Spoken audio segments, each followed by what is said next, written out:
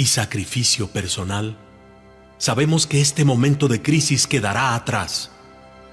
En nombre del mañana que viene, nosotros decimos gracias.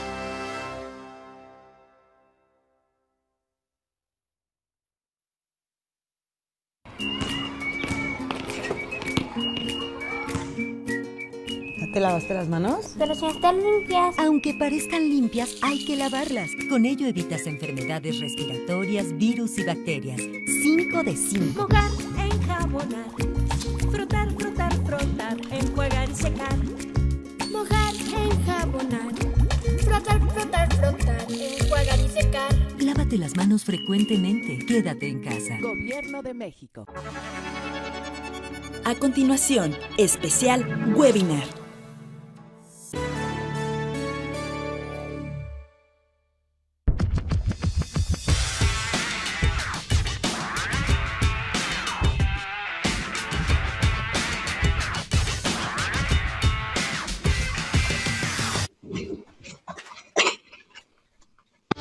Estudiar el presente nos preparará para el futuro. La pandemia del COVID-19 es una batalla a contrarreloj. Las decisiones que se apoyen en la ciencia y el conocimiento serán las más efectivas ante esta contingencia. Los especialistas del Centro de Estudios Estratégicos para el Desarrollo de la Universidad de Guadalajara, creadores de Jalisco a Futuro, un instrumento para contribuir al desarrollo del Estado, ahora aplican sus conocimientos para darle respuesta a la pregunta: ¿qué pasará en Jalisco después del COVID-19? Anticipando escenarios para evitar una crisis, el estudio analiza 7 principales temas: salud pública, economía, sociedad, política, demografía, educación, seguridad. El futuro podría ser incierto, pero si nos preparamos podemos tener un mejor escenario y la capacidad de salir adelante. Conoce más sobre las conclusiones de este estudio en el micrositio jaliscoafuturo.mx.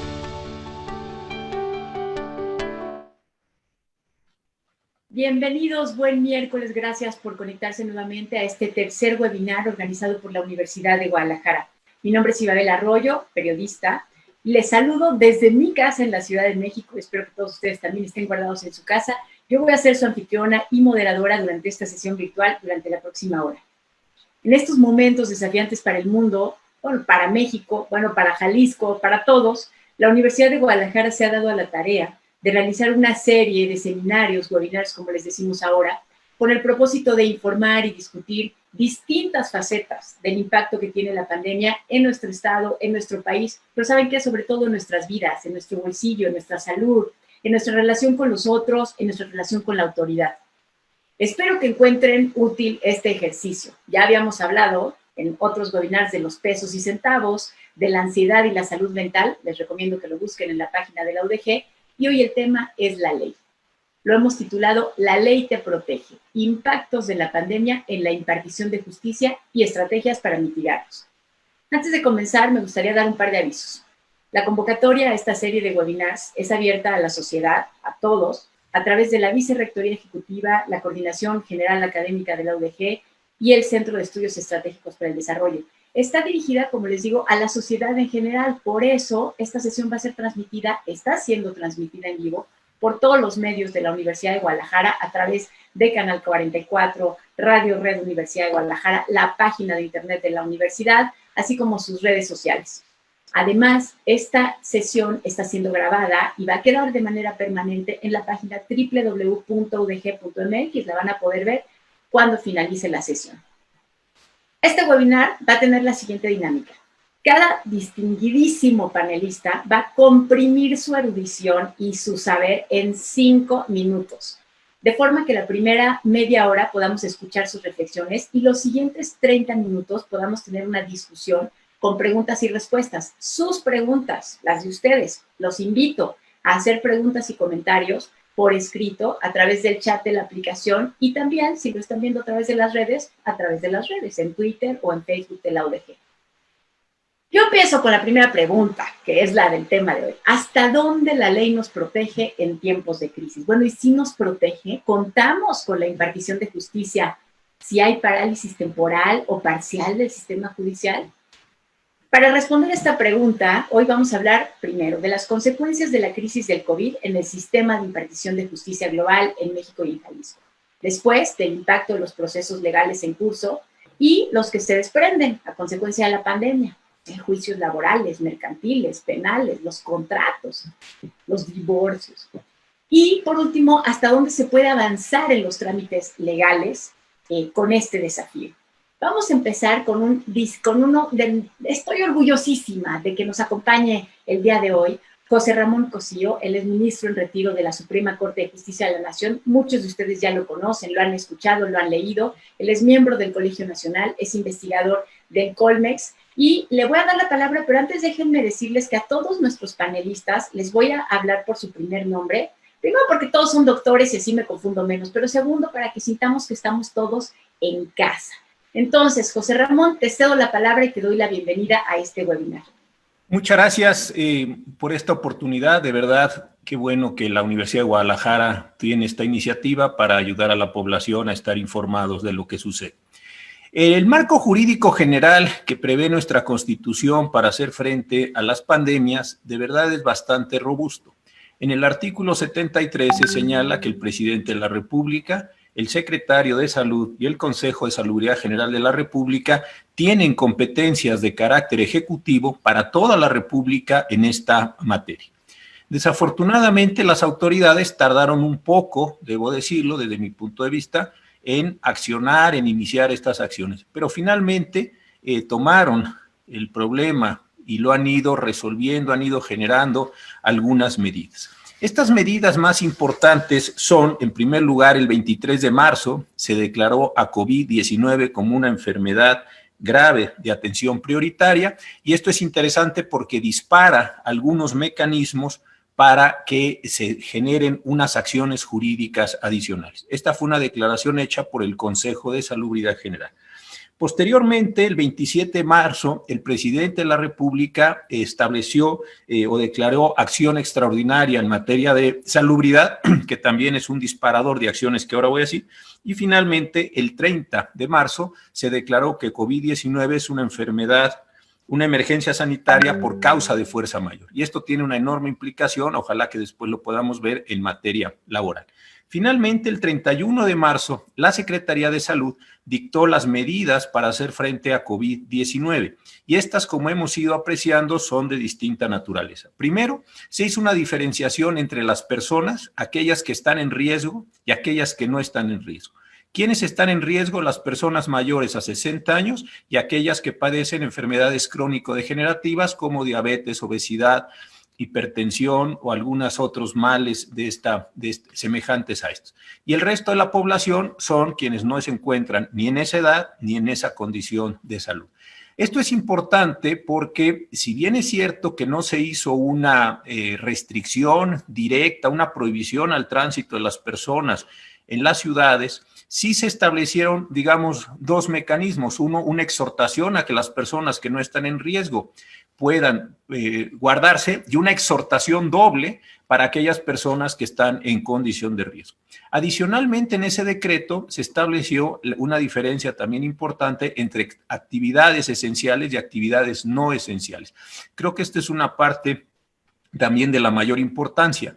¿Por qué razón? Porque se nos dice qué actividades debieran cerrar, qué actividades no pueden seguir y cuáles, por su importancia, tienen que hacerlo. La forma de diferenciación también es bastante clara. Las actividades esenciales son las que están en un listado y las no esenciales son las que no están en ese listado. ¿Cuáles están? La recaudación, los servicios de seguridad, los servicios financieros, las cadenas alimenticias, etc. Entonces, ahí también hubo una determinación muy importante. Hubo después una ampliación a ese decreto, pero tiene algunas condiciones menores, sobre todo con las obras que le importan al gobierno federal. Pero el día de ayer, en la edición vespertina del Diario Oficial, de ayer 21 de abril, se modificaron algunas de estas medidas del decreto el 31 de marzo. La primera y muy importante es que esto se va a extender hasta el 30 de mayo, no hasta como una determinación, no hasta el 30 de abril como originalmente se había establecido. Segundo, se establece que la Secretaría de Salud se hace cargo de un mayor número de actividades para poder determinar cuándo se pueden abrir algunos municipios a partir del 18 de marzo.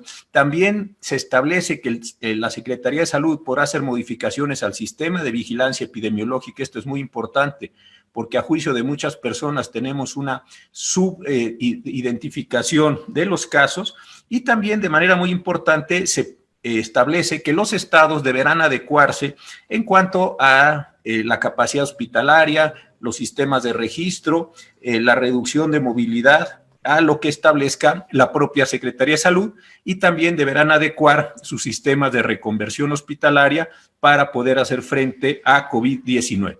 Si tuviéramos que decir cuáles son las medidas federales, solo me he referido a las federales, que hoy están vigentes, son las que acabo de mencionar en los 5 minutos que me diste. Muchas gracias.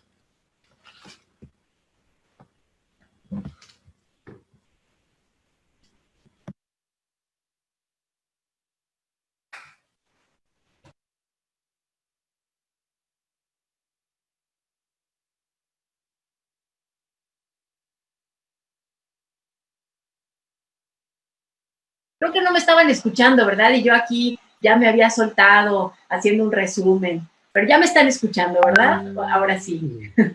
Bueno, pues seguimos entonces, discúlpenme por ese problema técnico. Vamos a seguir entonces con nuestro webinar, y ahora me honra darle la palabra a nuestro siguiente panelista, que es el doctor Álvaro Santos. Él es profesor y director del Centro para el Avance del Estado de Derecho en las Américas en la Universidad de Georgetown, Washington. Creo que además está allá en Washington, desde allá va a platicar con nosotros y nos va a platicar sobre las lecciones que se pueden sacar de esta pandemia y si el derecho puede remediar algunas fallas de lo que estamos viendo. Adelante, Álvaro, bienvenido. Muchas gracias, buenos días. Gracias a la UDG por la invitación. Es un placer compartir el panel con tan distinguidos panelistas y estar con este auditorio. Sí, yo quiero empezar a partir de 2 preguntas. Primero, ¿qué podemos aprender de la pandemia? ¿Qué fallas estructurales ha revelado de nuestra economía y nuestros mecanismos para socializar riesgos? Y segundo, ¿qué papel puede jugar el derecho en mitigar los daños económicos derivados de la emergencia? La emergencia ha limitado nuestros derechos en aras del interés público que aceptamos para salvaguardar la vida propia y la de los demás, pero los costos de estas medidas tienen que socializarse y aquí el derecho juega un papel clave. Entonces, empezando a nivel general, pensando en los estímulos económicos y cuál es la estrategia, el Estado tiene que pensar cómo hacerse de recursos y cuáles son los instrumentos jurídicos para lograrlo. Aquí en el área internacional o global podemos pensar en el ámbito financiero, en términos de incurrir en deuda y cómo se hace en términos favorables. En el área de inversión, cómo se puede proteger para demandas millonarias de inversionistas extranjeros por medidas que pueda tomar por la crisis. En el área de comercio, medidas de restricciones, por ejemplo, la exportación de bienes necesarios para combatir la emergencia en México. Y después, en un nivel nacional y más concreto, creo que la estrategia tiene que responder a las preguntas de qué, cómo y cuándo. ¿Qué intereses básicos tendremos que proteger además de la salud? Como el ingreso, el empleo, la vivienda y la integridad física y seguridad personal. Y después el cómo. En el ingreso, por ejemplo, a través de programas de pago a trabajadores informales o autoempleo. Aquí Jalisco tiene un programa interesante de 5,000 pesos por mes, que además puede pedirle a los beneficiarios que participen en labores de contingencia. Aquí hay que tener cuidado de no exponerlos a riesgos de salud. En el área del empleo, pues a través de recursos a empresas para que puedan seguir pagando a sus empleados. Y aquí Jalisco otra vez tiene un programa para que las empresas sigan operando de 10,000 pesos por trabajador, empresas de 1 a 15 empleados. Jalisco lo hace a través de un crédito sin intereses con un periodo de gracia. Y habría que pensar también en créditos condonables. ¿Cómo se hace? Tiene efectos muy significativos y hay variaciones entre los países. Estamos viendo, por ejemplo, lo que Francia y otros países europeos están haciendo, inyectando recursos para continuar el empleo, para que las empresas no hagan despidos ni quiebren. Es decir, está pagándole a las empresas para que no despidan empleados, aplazando el pago de impuestos, dando créditos y compartiendo algunos de estos riesgos con los empresarios que tienen que pagar, por ejemplo, 1/5 de los salarios de sus empleados. En Estados Unidos el modelo es muy distinto, hay un seguro de desempleo, hay ya 17 millones de solicitudes para este seguro, pero el problema es que esto interrumpe el empleo y después va a haber una necesidad de volver a solicitar empleo con todo el proceso que esto conlleva. Creo que aquí tenemos que aprender en México de cómo hacer una estrategia coordinada con recursos federales. La idea aquí es mantener las empresas y empleados listos para volver a operar en cuanto sea posible y hacer la recesión, la crisis que está y que va a continuar, menos profunda y más corta. En términos de vivienda, pues esto está muy aunado a la posibilidad de pago que está conectada al ingreso y al empleo, pero habría que pensar también en suspensión temporal de pagos en rentas e hipotecas. En integridad física, sabemos que la cuarentena ha generado un incremento significativo de violencia doméstica. Veo que el webinar de la próxima semana es sobre violencia de género. Aquí pues hay que pensar en cómo apoyar con recursos económicos e incluso albergue temporal si es necesario. Jalisco tiene un número, el 075, que puede dar ayuda en este sentido. Y después el cuándo. Los tiempos son clave, lo antes posible. Hay que prepararse para la reactivación económica y quizás también prepararse para una posible segunda ola de contagio en el próximo invierno, que probablemente será menor, pero igual será importante. Para finalizar, quiero volver a mi pregunta inicial sobre qué ha revelado la pandemia de nuestras fallas estructurales como sociedad y que el derecho podría utilizarse como instrumento para remediar. A menudo se piensa que el COVID ha afectado a todos por igual, que es aleatorio, porque todo el mundo puede contagiarse. Sin embargo, yo creo que ha también puesto en relieve la enorme desigualdad en nuestra sociedad, que no es una excepción. Esto ha sido también muy claro en el caso de Estados Unidos. Pero en el caso de México vemos pues, la precariedad del ingreso, la fragilidad del empleo, la vulnerabilidad de muchos pequeños y medianos empresarios y la rigidez del empleo en términos de horas y de lugar de trabajo. Esto es una oportunidad para estructurar de otra manera, más flexible y más móvil, nuestro mercado de trabajo, para que sea más eficiente y más maleable para atender necesidades básicas de cuidado de familia y también más sustentable, que desahogue el tráfico de las ciudades y la contaminación. Entonces, para concluir con esta agenda, creo que lo que quiero es invitarnos a pensar qué podemos hacer para remediar estas fallas estructurales que se ponen en evidencia durante esta emergencia y que sin duda son un tema pendiente. Gracias.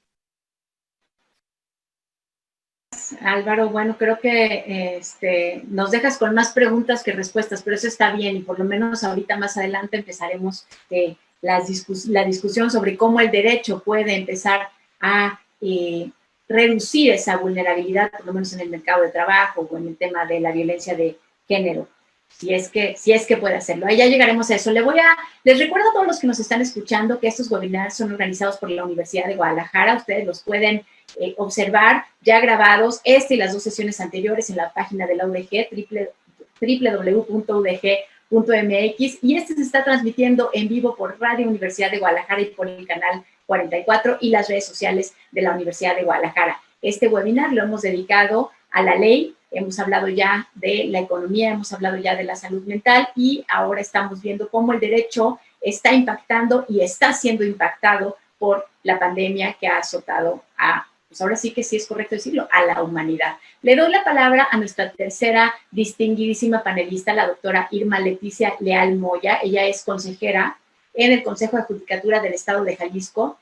Leticia, entiendo que tú nos vas a hablar de cosas innovadoras, de lo que puede hacer el derecho usando la tecnología para poder evitar el atorón en el que ahorita está metido. ¿Cómo estás, Leticia? Adelante. ¿Sí me escuchaste, Leticia? Sí. Hola, ¿cómo estás, Isabel? Buenos días. ¿Qué tal? ¿Me escuchas? Sí, ya te escuchamos. Adelante, Leti. Buenos días a todos los ponentes. Qué gusto, qué placer estar en esta mesa. En primer lugar, quisiera agradecer al rector general por la invitación, al vicerrector por organizar este evento tan importante y necesario en estos días. al director del Centro de Estudios Estratégicos también, que está participando de manera activa en organizar estos foros. Y como bien dice Sibabel, a mí me interesaría mucho abordar el tema de cómo la tecnología está de nuestro lado en estos momentos, sobre todo en el tema de la impartición de justicia. Ante la emergencia decretada por el Estado, como ya lo mencionó el ministro Cosío, fuimos obligados a buscar soluciones híbridas que nos hacen conscientes de la gran necesidad de transitar hacia la digitalización de las funciones del Estado, pero en particular las de la impartición de justicia como uno de los pilares del Estado de Derecho. Ya las reformas del 2008 y del 2013 dieron un marco jurídico para el uso de las tecnologías, o sea, desde entonces. Y hay ejemplos muy buenos, o sea, el Poder Judicial de la Federación cuenta con una plataforma excepcional donde puedes presentar demandas, promociones, ser notificado vía electrónica, o sea, un juicio en línea como tal, a través de la firma FIREL o la FIEL, que es más popular en trámites tributarios, pero bueno, es un gran avance. 3 ejemplos les puedo decir que también han avanzado en el tema de digitalización: el Estado de Nuevo León, Querétaro y el Estado de México. Creo que estos 3 van a la vanguardia en el tema de implementación de las tecnologías. Y bueno, la gran mayoría de los estados han avanzado también a otros ritmos. Pero bueno, ¿y en Jalisco qué hemos hecho en el tema?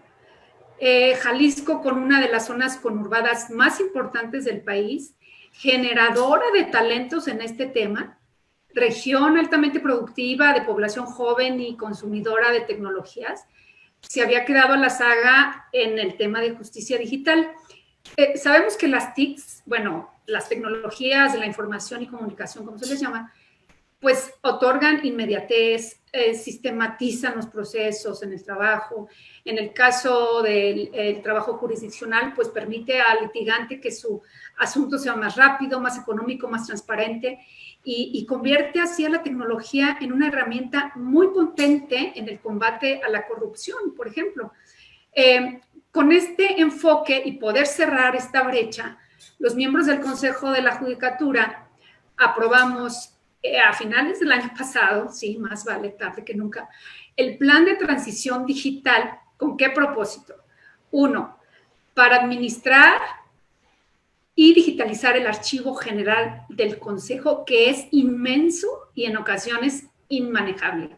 2, para dotar de infraestructura tecnológica en la digitalización y para generar un expediente electrónico. En este momento los equipos ya están desarrollando a marchas forzadas la plataforma y realizando el modelado y pilotaje en el Juzgado Primero Familiar, que ha dado todas las facilidades. Y bueno, gracias a este plan contamos ya con un nuevo equipo que incluye 250 computadoras nuevas con sus respectivas licencias Office y antivirus, 40 escáneres de alta capacidad para la digitalización y 2 servidores para almacenaje. Estos equipos serán distribuidos e instalados en cuanto lo acuerde el Consejo y tengamos la posibilidad de capacitar al grueso de los funcionarios. Otra buena noticia es que el viernes pasado el Consejo sesionó de forma virtual por primera vez en sus 23 años, incluso antes que la Suprema Corte de Justicia de la Nación. Ellos sesionaron el lunes de esta semana y nosotros el viernes anterior. En esta sesión plenaria, los consejeros convocados por el presidente Zuro aprobamos medidas para dar celeridad a la implementación del expediente electrónico y explorar soluciones ante la emergencia sanitaria. Quiero compartirles que en esta época de crisis hay un gran interés de magistrados, jueces y litigantes de continuar las actividades de forma segura en el Poder Judicial. Todos han aportado ideas valiosas como las notificaciones vía correo electrónico, que muchos de los litigantes no se animan, pero ya está estipulado, la publicación virtual de acuerdos y sentencias, el uso de las pizarras electrónicas para publicar las actuaciones o videograbar el desahogo de las audiencias y el registro de la cédula profesional, mismo que será puesto en marcha por el Supremo Tribunal de Justicia en los próximos días mediante cita electrónica, para que estén atentos. La pandemia nos ha dado un golpe de realidad sobre la capacidad de respuesta del Estado frente al ciudadano. Y por lo que toca al Poder Judicial, hemos decidido afrontarla con ánimo creativo y usando la inteligencia colectiva en pro de la gobernanza y los derechos humanos. Hemos mantenido canales de comunicación con los magistrados, los consejeros, los jueces, litigantes y líderes sindicales para construir nuevas formas de trabajar, pues la justicia en Jalisco no se ha detenido ni se detendrá. Hoy, de manera más visible, entran en conflicto algunos derechos fundamentales. Por un lado, el derecho a la salud y, por otro, el derecho a recibir justicia. En particular, las aglomeraciones con las que normalmente funcionan los juzgados y que significan un riesgo de contagio. Ante este escenario, considero que las tecnologías están siendo una herramienta muy importante, son nuestras mejores aliadas para que el Poder Judicial continúe su marcha, salvaguardando el derecho de los justiciables sin poner en riesgo su salud. Para finalizar, los problemas sociales no se detienen. Estamos por enfrentar las peores fases de la pandemia.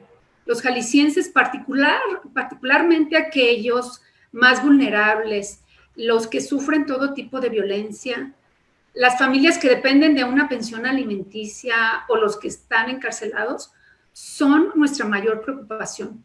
Es nuestra responsabilidad como Poder Judicial implementar el conocimiento y las tecnologías disponibles para hacer más accesible la justicia. Con esto termino, Babel. Muchas gracias, Leticia, muy interesante. Ya empiezan a llegar algunas preguntas ya también sobre el uso de las tecnologías. Ya tengo preguntas para todos los panelistas, pero todavía continuamos con las reflexiones iniciales. Y ahora le voy a dar la palabra, también me honra muchísimo tenerlo en este panel, al doctor Ángel Guillermo Ruiz Moreno. Él es maestro emérito de la Universidad de Guadalajara, lo que significa que todos tenemos que respetarlo como tesoro nacional. Así a los maestros eméritos. Ángel Guillermo, ¿qué tal? Bienvenido. Entiendo que el aspecto que vas a abordar tú tiene que ver con la parte laboral, con el empleo, pero no solamente con el empleo formal, sino con el trabajo como actividad humana. Adelante, Ángel Guillermo. Exacto, Isabel. Muchísimas gracias, pues, a mi casa de estudios, porque al final me parece que todos tenemos que aportar para tratar de resolver este problema tan complejo que tenemos en México. Quiero comenzar leyendo lo que el 7 de abril del 2020, y es muy breve, dijo Guy Ryder, que es el secretario general de la Organización Internacional del Trabajo, que es el organismo mundial ligado a Naciones Unidas, que marca las pautas en el tema del empleo, pero también de las otras formas del trabajo. No sé, el trabajo informal, el trabajo en diversas modalidades, el teletrabajo, el trabajo remoto, el trabajo de los riders que nos traen los alimentos a casa. O sea, esto me parece que es un tema muy importante. El 7 de abril, que ya hace 3 semanas, dice: los trabajadores y las empresas se enfrentan a una catástrofe tanto en las economías desarrolladas como en las que están en vías de desarrollo. Tenemos que actuar con rapidez, con decisión y con coordinación. Las medidas correctas y urgentes podrían hacer la diferencia entre la supervivencia y el colapso. Dicho por quien está al cargo del tema del trabajo y del empleo, tienes mucha razón cuando hablas, Ibabel, acerca de que el mercado laboral, no me gusta esa palabreja, pero bueno, así se utiliza el mercado laboral, en realidad en el tema formal es una, digamos, una parte relativamente menor que la informal. El trabajo formal estaría alrededor del 40% de las personas en edad productiva. El trabajo informal es de cerca del 60% y esto viene desde hace ya al menos un par de décadas. Entonces, nos hemos ocupado mucho, sobre todo en los medios de comunicación, en el trabajo formal. Pero hay allá en la calle muchísima gente que solo trabaja para vivir. Y una de dos, o se muere de hambre o se muere de COVID.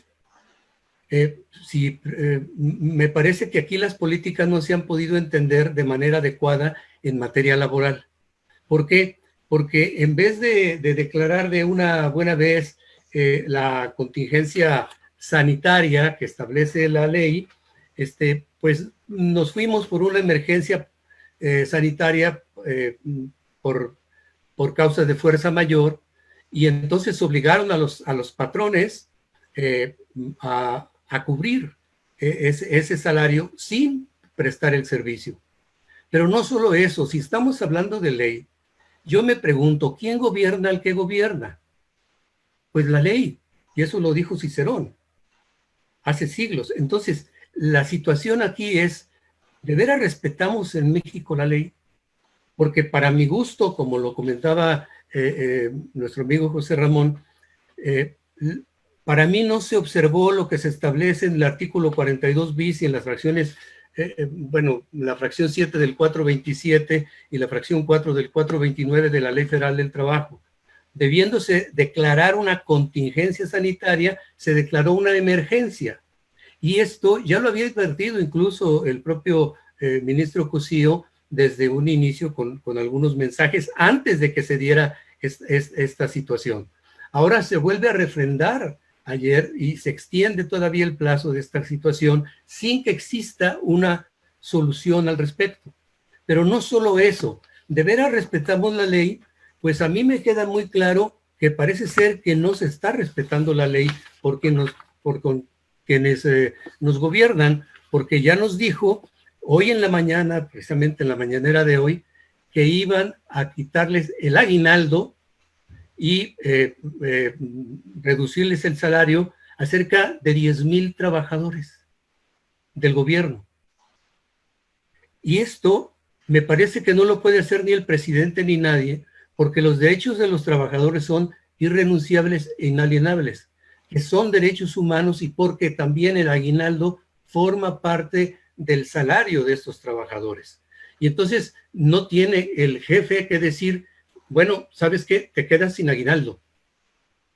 Esto me parece que manda mensajes muy claros.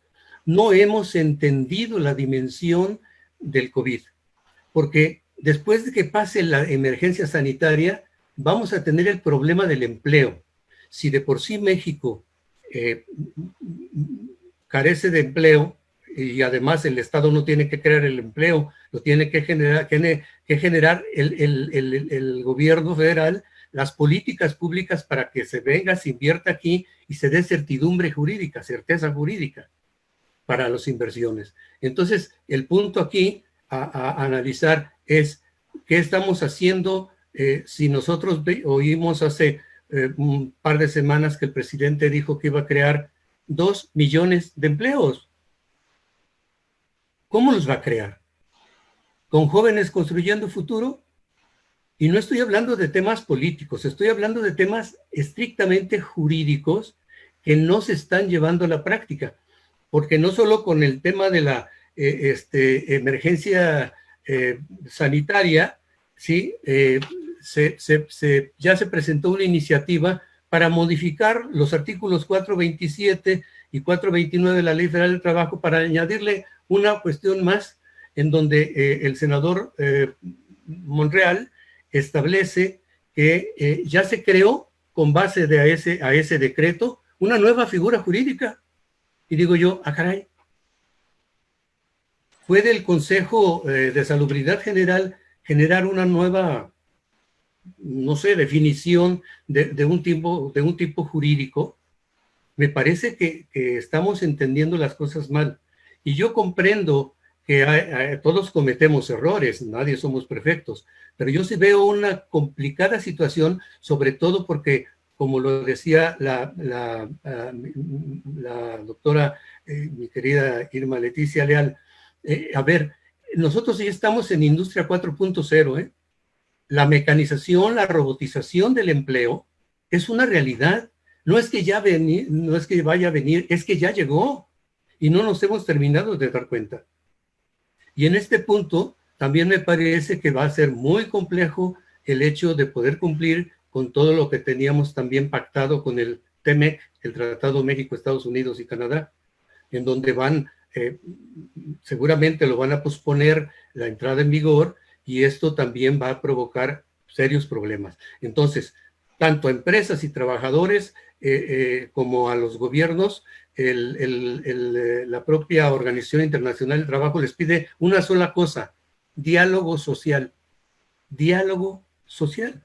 Si no hay diálogo social, si no hay interlocución y no hay arreglo entre los trabajadores, ojo, pues entonces estamos en verdadera situación complicada en la administración de justicia laboral, porque muchos no cumplieron con cubrir salarios, otros pagaron lo que quisieron. Y la verdad es que tanto patrones como trabajadores se van a acabar millones de micros y pequeñas y medianas empresas que son las que necesitan en verdad apoyos, y hay fondos para que se pueda utilizar por parte del gobierno de México por esta precisamente contingencia, esta de pandemia de salud.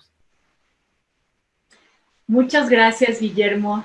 Fíjate que quería ahorita hacer una especie de resumen para quienes nos están escuchando y que puedan seguir planteando sus preguntas, pero antes de hacer ese resumen, no quiero dejar un paréntesis en medio de lo que acabas de decir y algunas de las preguntas que ya llegaron que tienen que ver con el trabajo, con la defensa de los trabajadores, y si me permites te las hago directamente ahorita. Puedo juntarlas en dos. Una es, ¿qué puede hacer un funcionario público que no está de acuerdo en perder parte de su sueldo en aras de las nuevas medidas gubernamentales?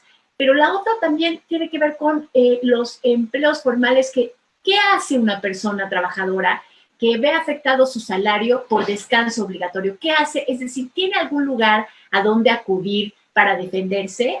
¿Podrías respondernos esas dos preguntas? Ahora, yo quiero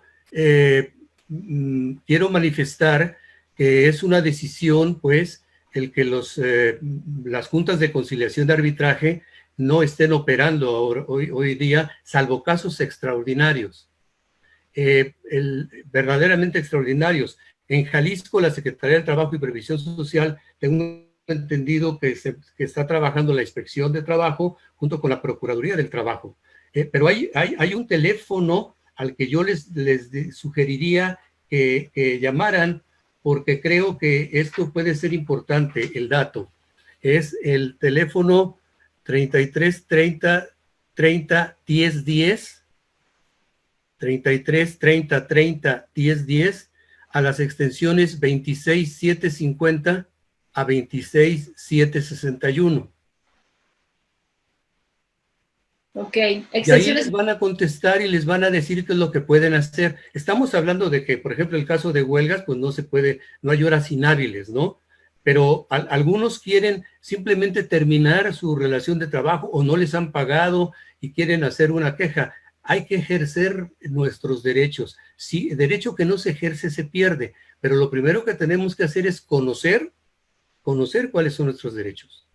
Yo creo que esto es quizás el tema más esencial, difundir esta información en este webinar, porque me parece que la población tiene el derecho de saber que también tiene acceso a la justicia, aun aunque estén de manera, digamos, formal, detenidas esas labores, porque también la justicia es una labor esencial, ¿eh?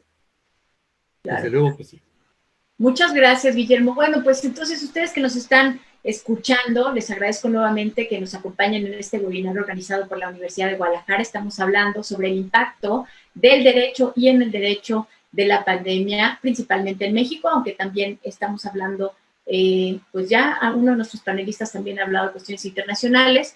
El ministro en retiro, José Ramón Cosío, hizo un paraguas o un mapa del paraguas jurídico que ahora guía las acciones gubernamentales, y a él ahora le hago algunas de las preguntas que nos han llegado, como por ejemplo, ¿hasta dónde una entidad federativa tiene posibilidad de usar su marco jurídico por encima de las decisiones federales, como por ejemplo cuestiones que tengan que ver con algún toque de queda, con rescates económicos. Y la junto con otra pregunta que también nos hicieron llegar, que es ¿hasta dónde pueden avanzar los estados en imposición de multas y castigos? Que ¿hasta dónde pueden llegar, por ejemplo, y ponen este ejemplo que me llama la atención, en el uso del cubrebocas dentro del auto? José Ramón, ¿nos puedes ayudar a responder estas preguntas?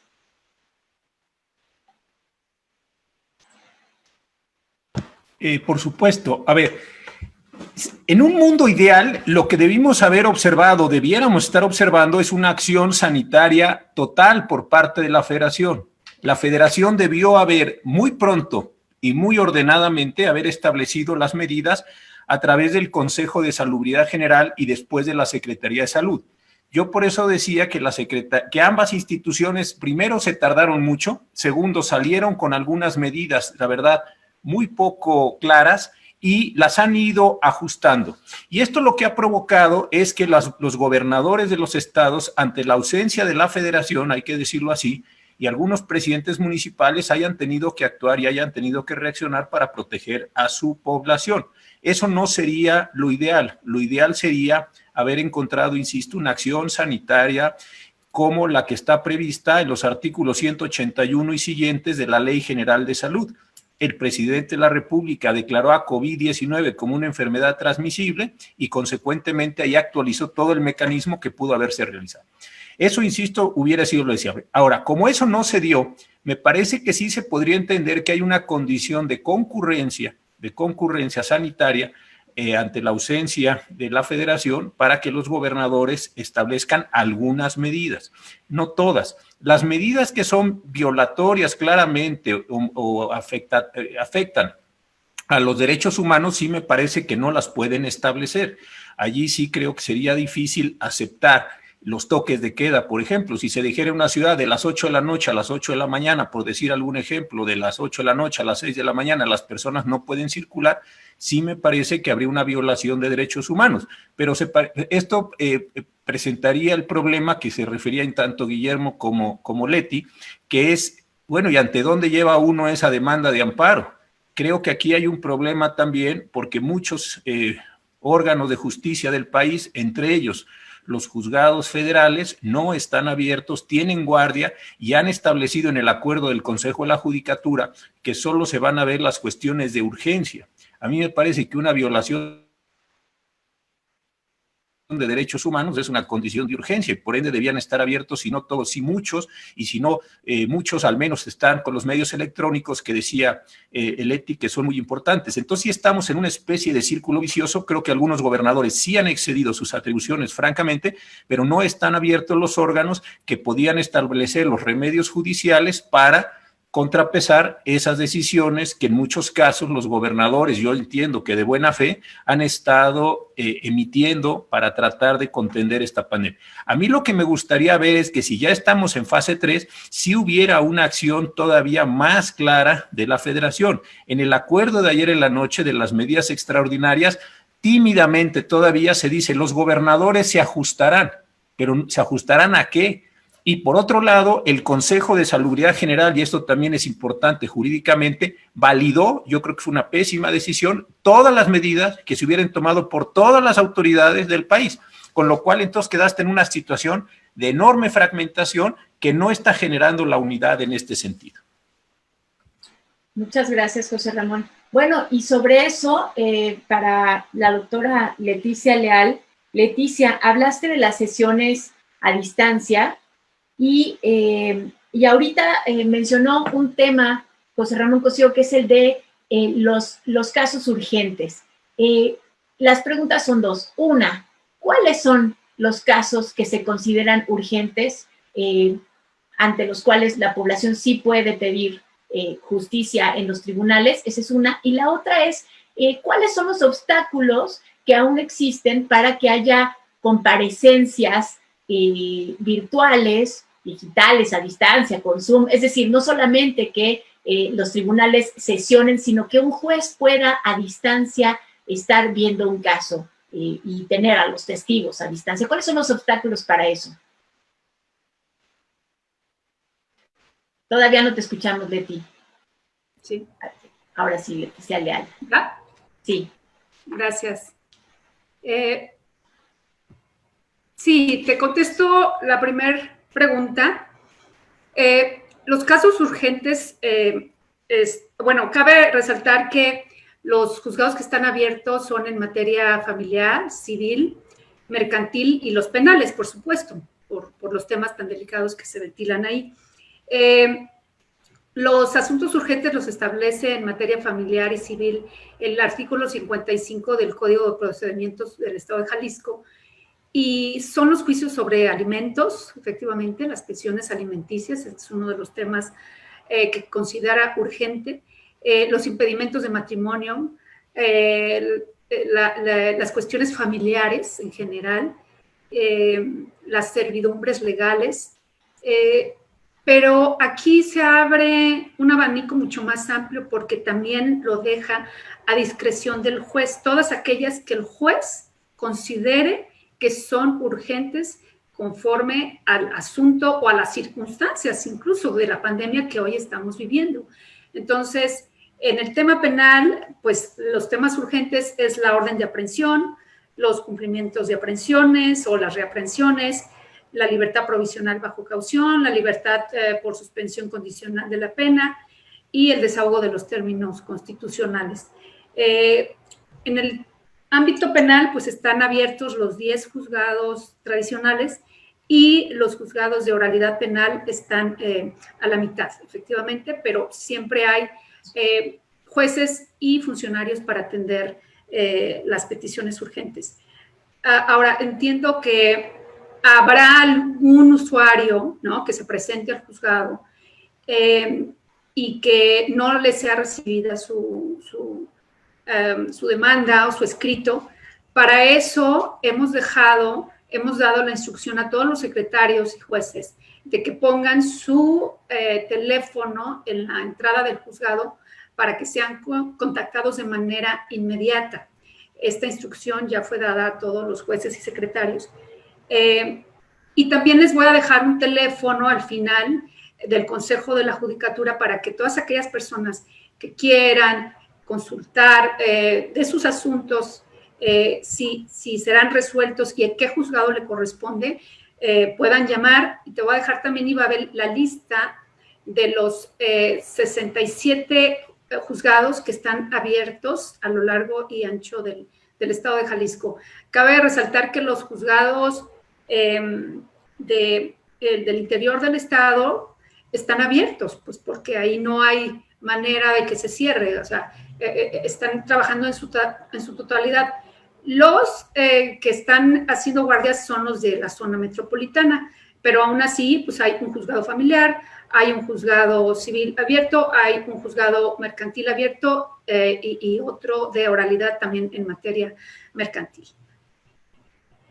Muchas gracias, Leticia. Bueno, ahora también hay preocupaciones entre quienes nos están escuchando y viendo por el sistema político mexicano. Hay una pregunta muy interesante, se la voy a dejar al doctor Álvaro Santos. Álvaro, mencionan que la pandemia, y lo dicen después de escucharlos a ustedes, algo así como, bueno, por lo que mencionan los panelistas, la pandemia está poniendo en riesgo al Estado de Derecho en México y además dice que en Jalisco.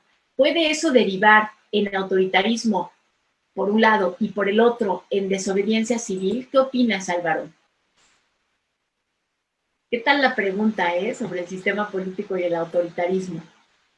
Sí, gracias por dejarme las preguntas fáciles, Ibabel.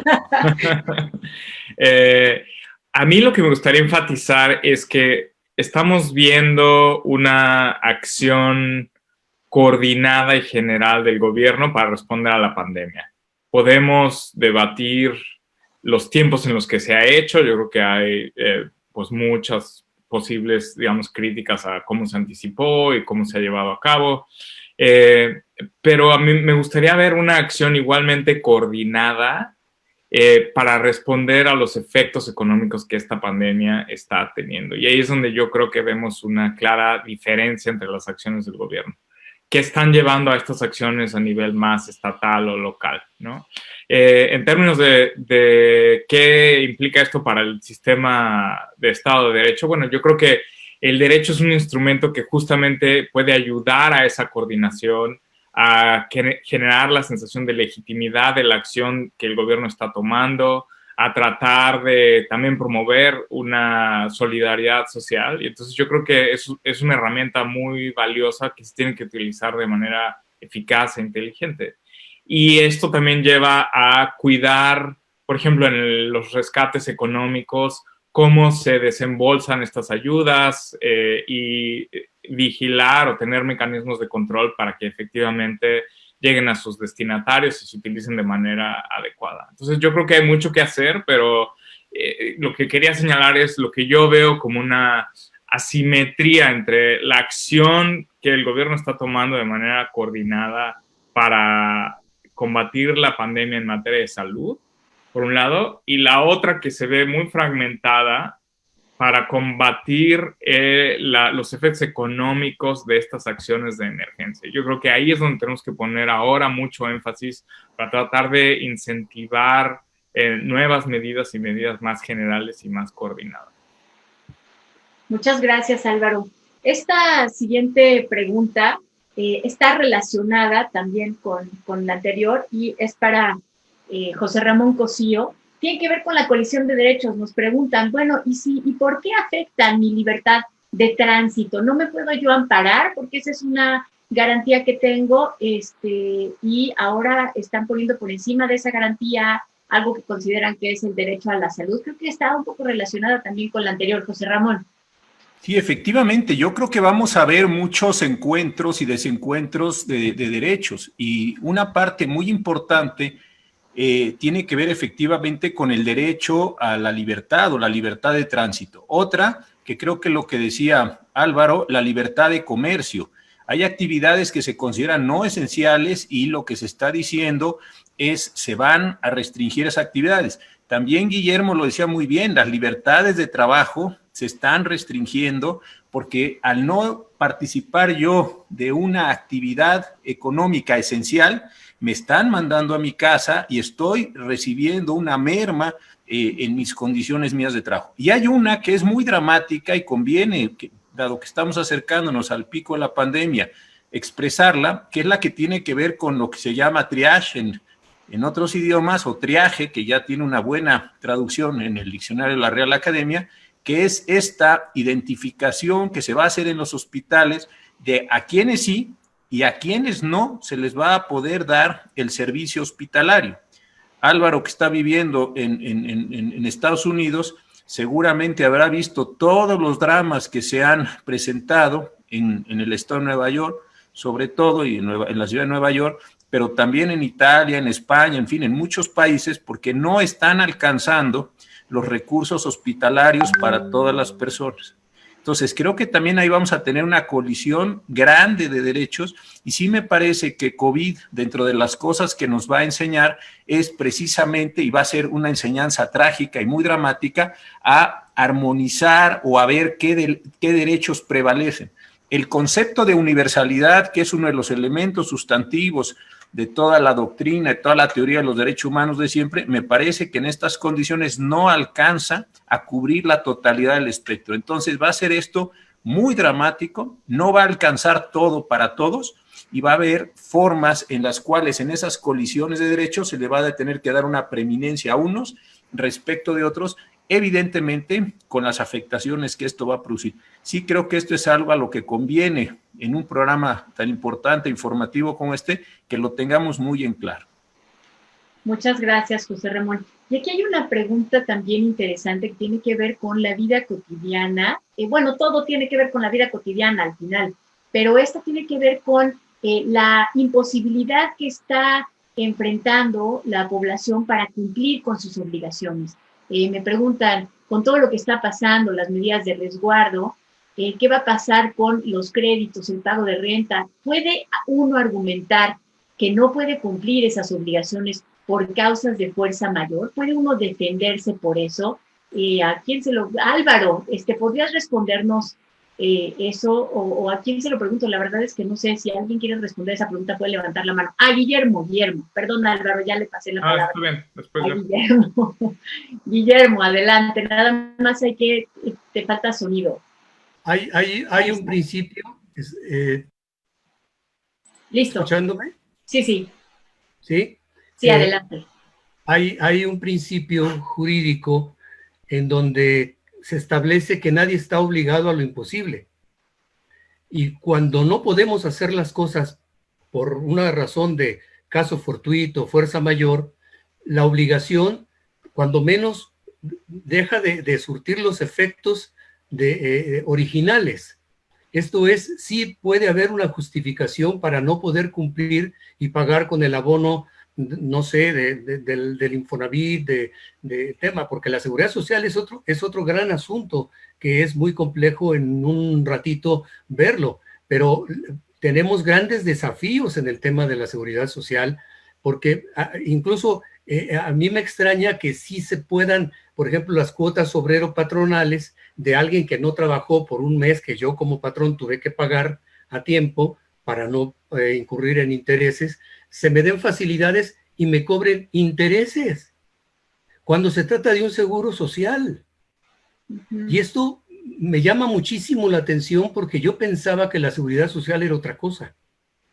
Y aprovecho este tema porque para mí uno de los grandes desafíos también del fenómeno del empleo es que si yo no estoy empleado no voy a tener semanas de cotización y entonces puedo no obtener una pensión al final de mi vida activo-productiva.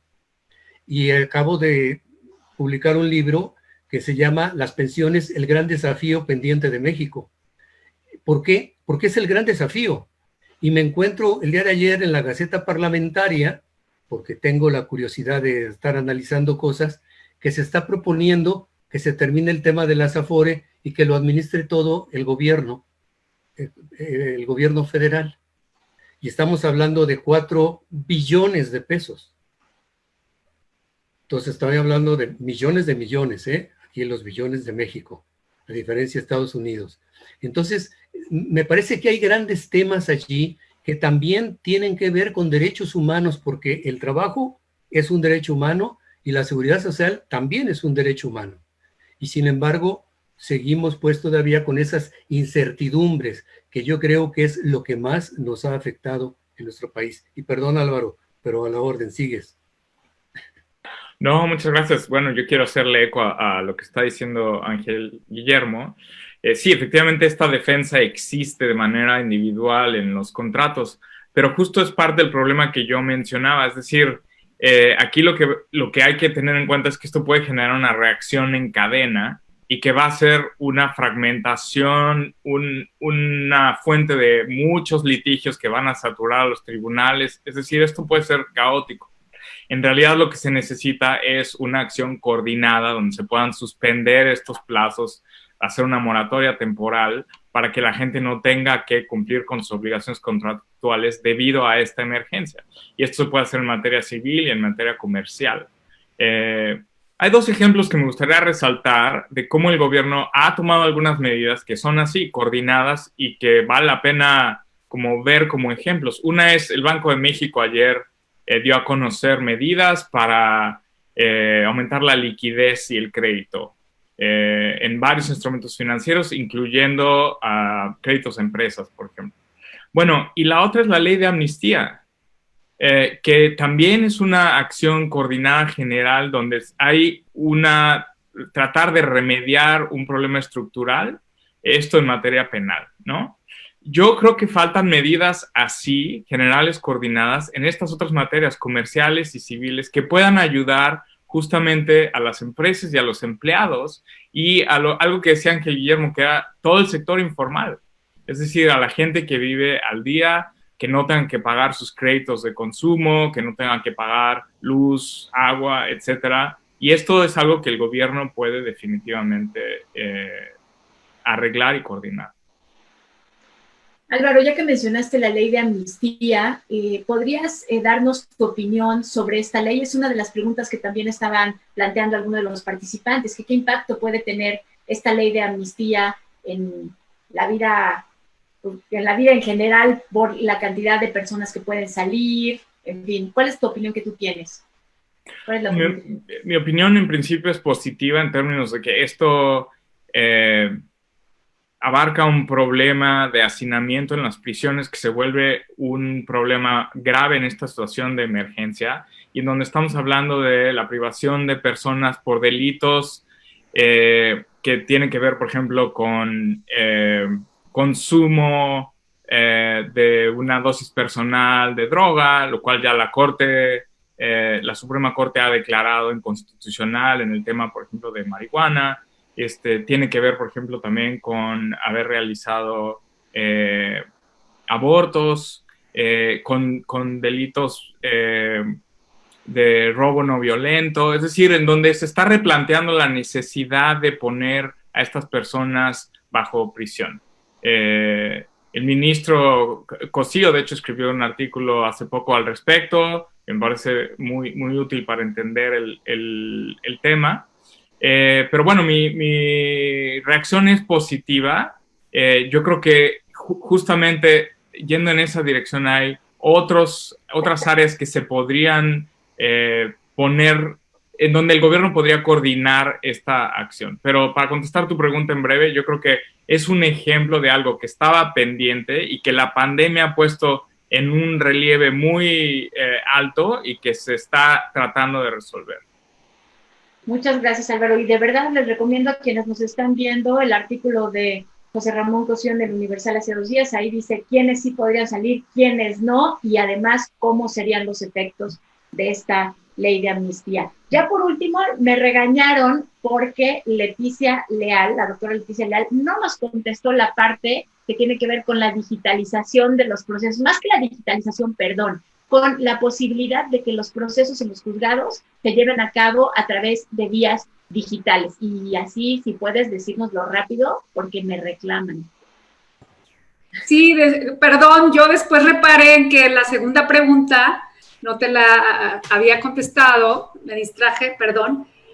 Pero bueno, en el caso de Jalisco, desafortunadamente se acumuló un rezago en el avance de la aplicación de las tecnologías. Como les decía, muchos estados ya las aplican desde hace 10, 15 años. En Jalisco, afortunadamente, con la composición de este consejo, hubo gran sensibilidad para avanzar con este proyecto. ¿Y qué es lo que nos falta? Yo creo que, bueno, ahora sí que la pandemia nos alcanzó, lamentablemente, sí, pero estoy yo muy contenta porque cuando hicimos el estudio FODA, se presentaban amenazas muy importantes respecto a los cambios, ¿no? A resistencia, a la brecha generacional y de los funcionarios o de los usuarios internos o externos. Pero hoy con la crisis he visto un gran interés por parte de jueces, magistrados, los mismos litigantes. Yo creo que a los litigantes hay que invitarlos a que se animen ya, ahora que presenten sus promociones, poner su correo electrónico, porque ya está contemplado en las leyes jaliscienses, que ellos pueden presentar ya su correo electrónico como alternativa para ser notificados. Entonces, yo creo que también es una cuestión de cultura, ¿no?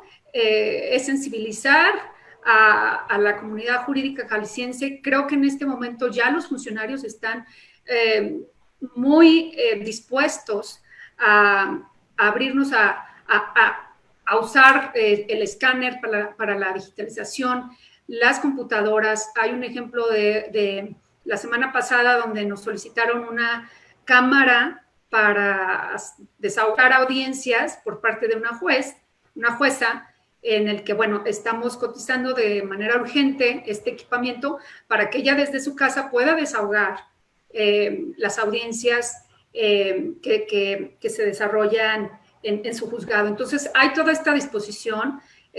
Como te repito, el presidente, los consejeros, los magistrados estamos incluso trabajando en proyectos inmediatos para comprar de manera urgente todo este equipamiento y que seguramente pues, nos va a ayudar a ampliar nuestros servicios para que los jaliscienses puedan acceder a los juzgados de manera breve y que no se nos acumulen todos estos asuntos que bien lo mencionan los especialistas, y justamente queremos desde ahorita empezar a tomar medidas para evitar el cúmulo de asuntos que se nos puedan presentar mientras dure la pandemia. Muchísimas gracias, Leticia Leal. Bueno, pues con esto estamos llegando al final del webinar. Les agradezco mucho a los panelistas por haber compartido con nosotros su conocimiento, su interpretación, su lectura sobre nuestro marco jurídico, los desafíos que está planteando la epidemia, los retos y oportunidades que también está planteando, como el que acaba de señalar ahora Leticia Leal. Les agradezco mucho y también les agradezco mucho a ustedes por habernos acompañado durante esta hora en el webinar de la Universidad de Guadalajara. Y los invito a que nos acompañen también el próximo miércoles. Ahora el tema va a ser violencia de género, miércoles a las 11 de la mañana, otra vez, cada quien desde su casa. Muchas gracias.